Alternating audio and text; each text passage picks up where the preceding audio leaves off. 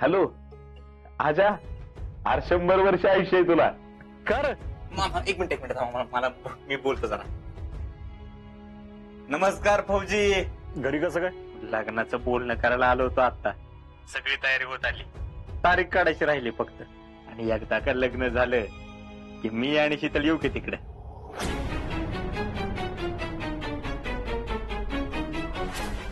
म्हणजे मी आणि जयश्री, तुम्ही आणि शीतल, म्हणजे आम्ही दोघं तुम्ही दोघं संपूर्ण काश्मीर फिरू. बरं तुम्ही या बर का, वाट बघतोय.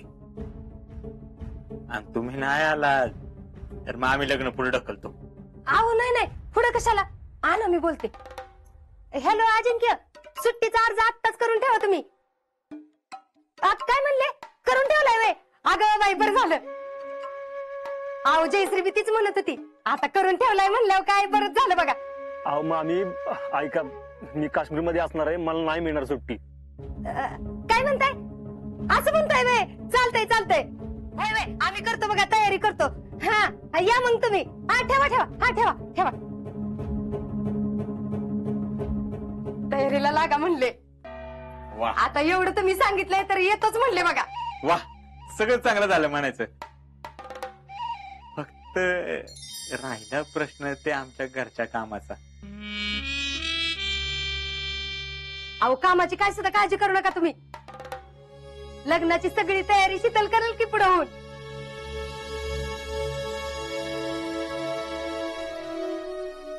म्हणजे आता ती मिळलीच नाही का तुमची? आणि तुम्ही बिंदास काम सांगा तिला, ती करेल की. काय ग शीतल, करशील ना?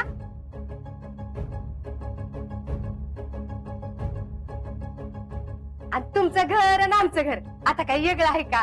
तशी जयश्रीची आणि शीतलची चॉईस सेम टू सेम आहे नाही का?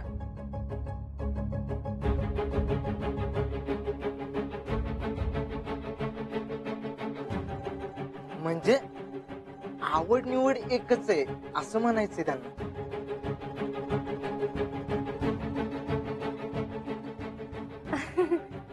हा धैर्यवान. बाकी ज्यूस चांगला होता बरं का, व्हेरी स्वीट. आता काय सगळं कन्फ्युजन पण मिटले आहे का नाही? मिटलंय का नाही जयश्री? परत शब्द फिरवू नका म्हणजे झालं. अहो नाही, एकदा वर्ड गिवन की गिवन. बाकी मला काही मदत लागली तर कळवतो.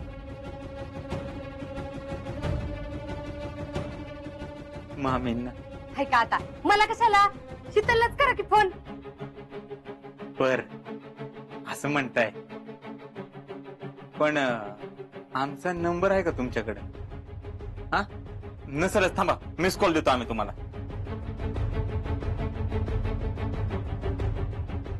हा बघा बरं.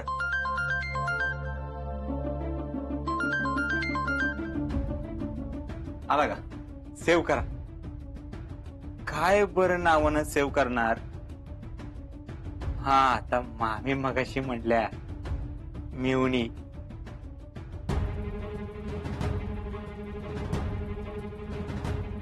म्हणजे मग आम्ही त्यांचे कोण?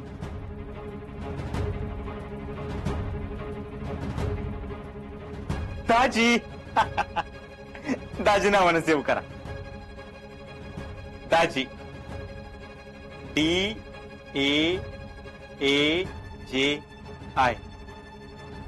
होय दाजीच म्हणून सेव्ह कर.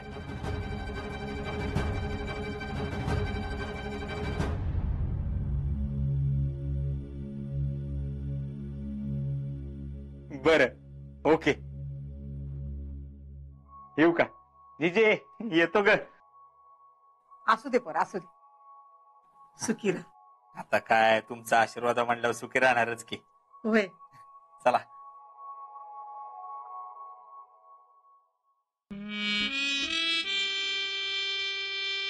शीतल, तुमची सगळी कामं सांभाळून आमच्याकडे मदतीला या. नाही काय आता हे पण घर तुमचंच आहे. हा, मला पाहिजे तेव्हा केव्हा पण या, आमची काय हरकत नाही. येऊ का? चला. मामा चल.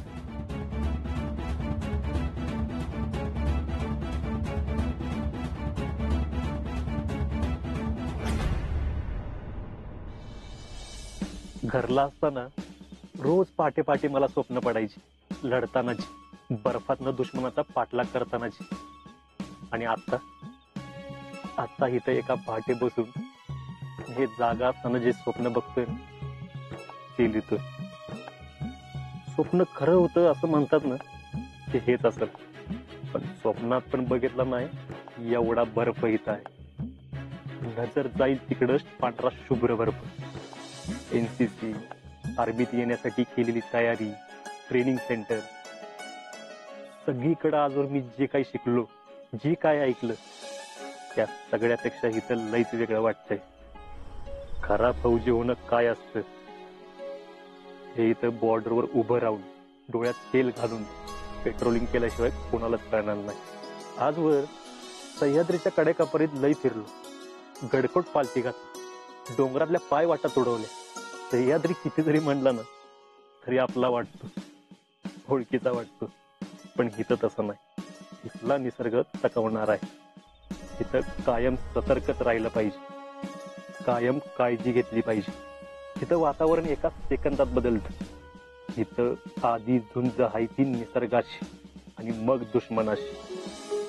मला वाटतंय की जरी मी माझं स्वप्न जगत असलो ना, तरी आजवर मी जे काही शिकलो, इथवर येण्यासाठी जी काय धडपड केली, त्या सगळ्याचा आता कस लागणार आहे.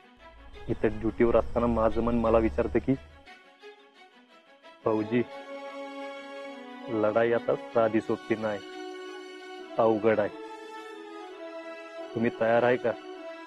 मला वाटतं मी तयार आहे.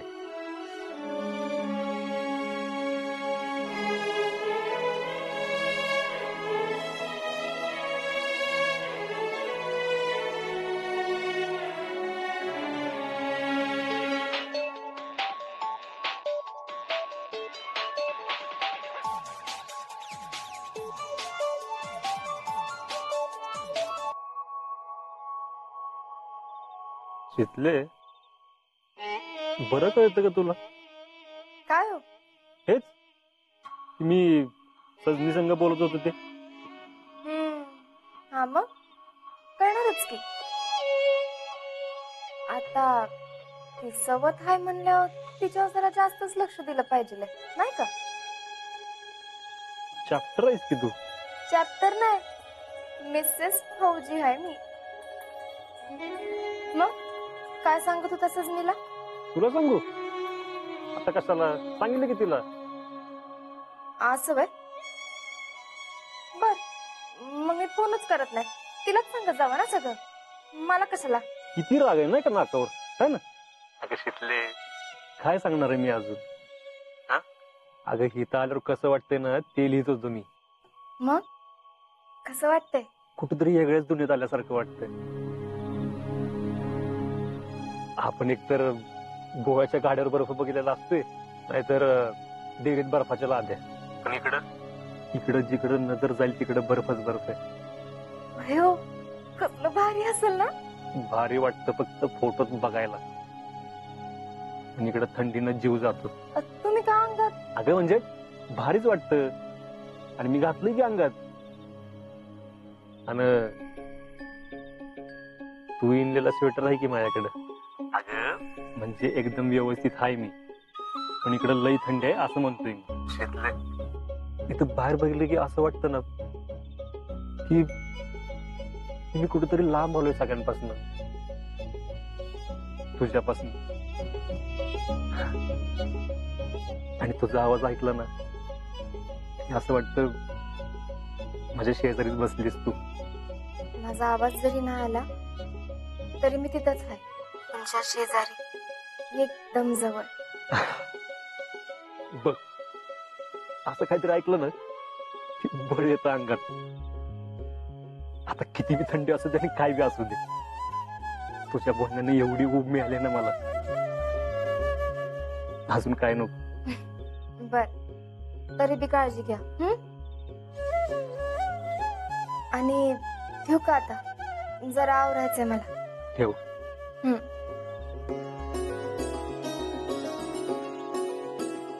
भाऊजी, तुमच्या पुढे जसं नवं आव्हान आहे तसंच माझ्या पुढे बी आहे.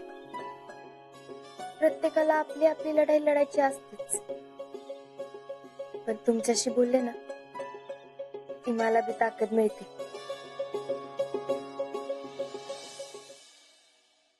तात्या, वर्गणी मिळाली आहे तुमची. ठीक आहे, 1000. या सचिन भाऊ. राहुल शेठ, वर्गणी करा. किती रुपये? 1000 रुपये फक्त.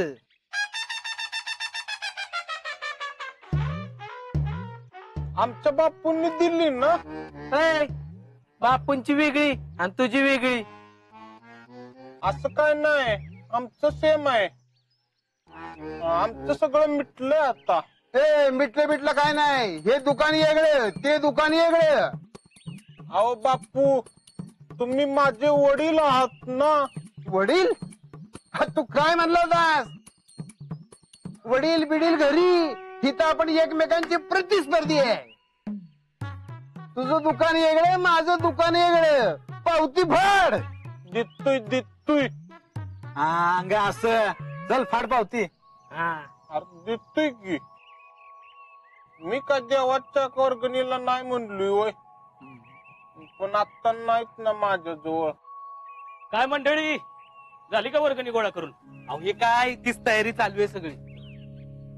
पोरांनो, जत्रेत सगळं नियोजन झाले. बाकीच्या कार्यक्रमाचं काय? काय चेष्टा लावली गुरुजी, ही काय सांगायची गोष्ट झाली होय. आता आपल्या रीतीप्रमाणे ताज्या जत्रेला पालख्यांच्या बी न होणार. वा वा गोट्या वा.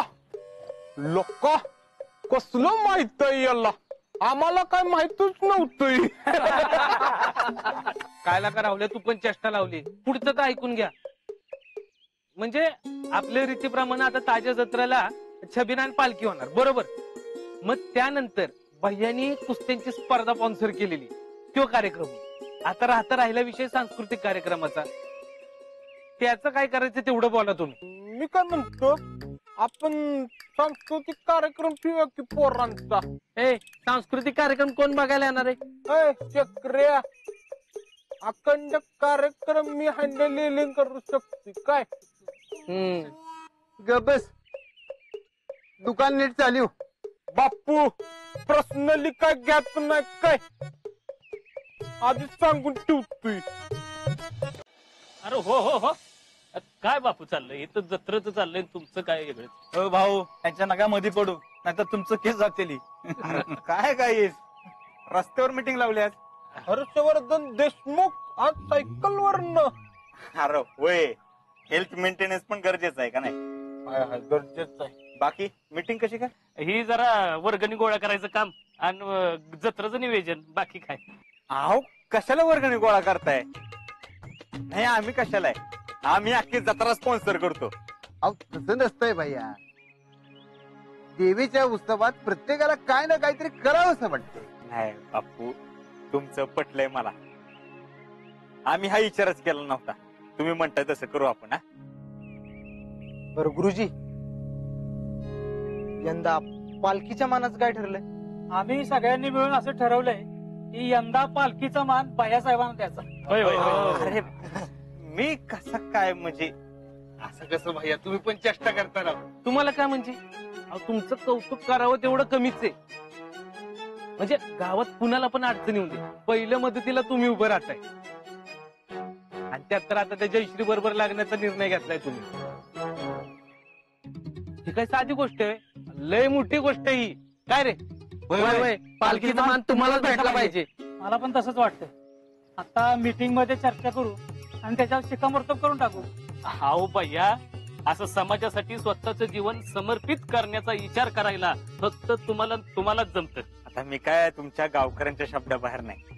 तुम्ही एवढ्याच जबाबदारीने ही जबाबदारी माझ्या अंगावर टाकताय, मी तेवढ्याच जबाबदारीने ही जबाबदारी स्वीकारतो. बर, झाली सगळी तयारी. बाकी काही प्रॉब्लेम नाही ना? अहो सांस्कृतिक कार्यक्रम ठरवायचा आहे.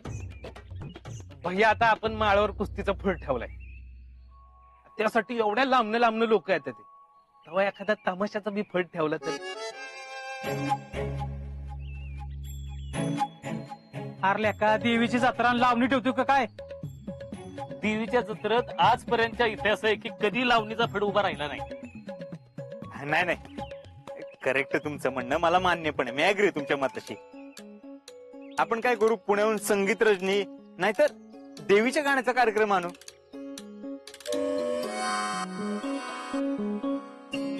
बाहर से लोग आके कार्यक्रम करेंगे ओए, तो गांव में जो मेगा स्टार है वो नहीं दिखाई देता क्या आपको? कोण कोण? नाही नाही, कोण? मीच की. लय कंबर हलवू नकोस, मोडेल. बापू, तुमने मेरा अभी डांस नहीं देखा. जब डांस देखोगे तो बार बार वंस बोर बोलोगे. राहुल शेठ, लागा की तयारीला तुम्ही. तुमचा आवडला डान्सर देऊ संधी. आवडला तर म्हणजे कुणाला आवडला तर? टॅलेंट जज म्हणून ठेवू. हा? त्याला आवडला तर ठेवू, नाहीतर नाही. तो टॅलेंट डान्स करतोय. आधी तुझा डान्स बघू आणि नंतर मग ठरवू. मी काय म्हणतोय, म्हाताऱ्या माणसांसाठी आपण भजन ठेवलं तर चालतंय की? भजन पण ठेवूयात आणि लहान पोरांच्या डान्सच्या स्पर्धा ठेवूयात. बर बर बर, मग काय डन समजायचं का सगळं? लहान पोराचा डांस चलेगा लेकिन मेरा नहीं. मेरे कॉन्फिडेंस को ललकारा है. अब तो मैं डांस करके ही रहूंगा.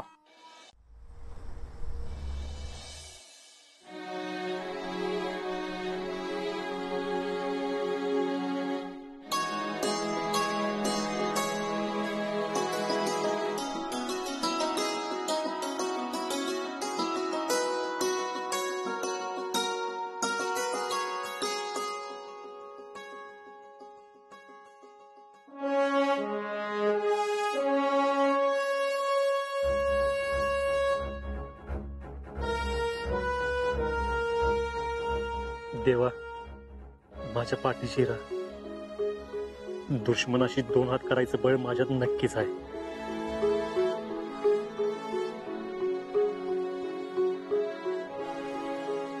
तुम्हा सगळ्यांना हॅपी दसरा. तर आजच्या दिवशी पांडव हे अज्ञातवासातून बाहेर आले होते आणि त्यांनी शमीच्या झाडावर लपवलेली आपली शस्त्रे परत घेऊन कौरवांविरुद्ध युद्ध पुकारले होते. तर आपण आज इथे सर्वच पांडव आहोत, क्योंकि हमारी लढाई भी बुराई के खिलाफ ही है. आणि इथे तर आपला शत्रू छुपे हल्ले करण्यासाठी ओळखला जातो आणि म्हणून त्यांच्याशी लढताना आपल्याला नेहमी सतर्क राहिलं पाहिजे. मला तुम्हाला सगळ्यांना एक प्रश्न विचारायचा आहे. एका फौजीसाठी त्याच्याजवळ असणारं सगळ्यात महत्वाचं शस्त्र कुठलं? रायफल श्रीमान. हैंड ग्रेनेड श्रीमान. सर, राइफल या मशीन गन की गोलियां, हैंड ग्रेनेड ये खत्म हो सकते हैं सर, लेकिन नाइफ के बारे में ऐसा कहा नहीं जा सकता. इसलिए सभी हथियारों के साथ नाइफ भी महत्वपूर्ण है श्रीमान. अजून कोणी?